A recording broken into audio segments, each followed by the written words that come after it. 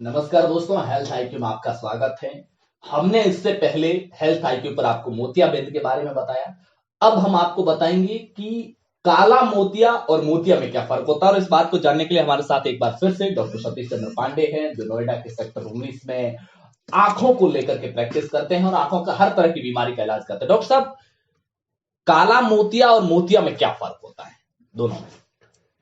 देखिए, हिंदी में असल में कहा गया है मोतिया और काला मोतिया, तो इससे लोग कंफ्यूज हो जाते हैं। लोग सोचते हैं कि दोनों एक ही तरह के या थोड़े बहुत फर्क है, लेकिन इंग्लिश में कैटरैक्ट और ग्लूकोमा अलग अलग दोनों बीमारी है। बीमारी मतलब ये कैटरैक्ट तो देखिए, ये कैटरैक्ट तो एजिंग प्रोसेस है। एजिंग प्रोसेस जैसे जैसे उम्र बढ़ती जाती है, ये इसकी जो ये ओपेसिटी डेवलप होने लगती है, मतलब ये धुंधला होने लगता है।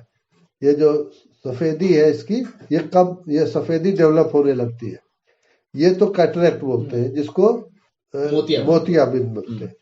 और ग्लूकोमा जो है, जिसको काला मोतिया बोलते हैं, उससे वो क्या होता है कि इसका टेंशन, आई बॉल का जो टेंशन है वो बढ़ जाता है। जैसे ब्लड प्रेशर बढ़ता है, तो उसी तरह इसका भी प्रेशर होता है।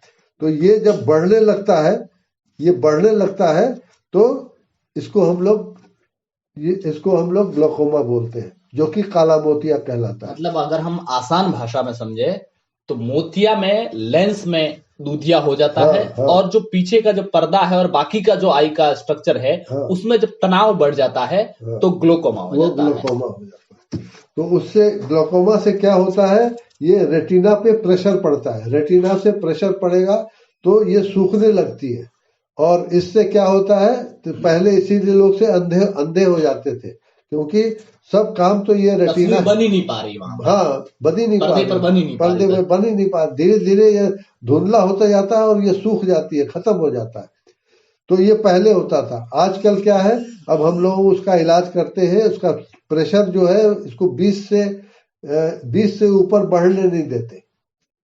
तो जैसे हम लोग ब्लड प्रेशर का होता है, उसी तरह हम लोग इसका प्रेशर नापते हैं आई बॉल से। और इसका प्रेशर किस वजह से बढ़ता है? तनाव वगैरह? हाँ, इसमें एक्चुअली क्या है ना, इसमें ये 2 छेद होते हैं। अच्छा।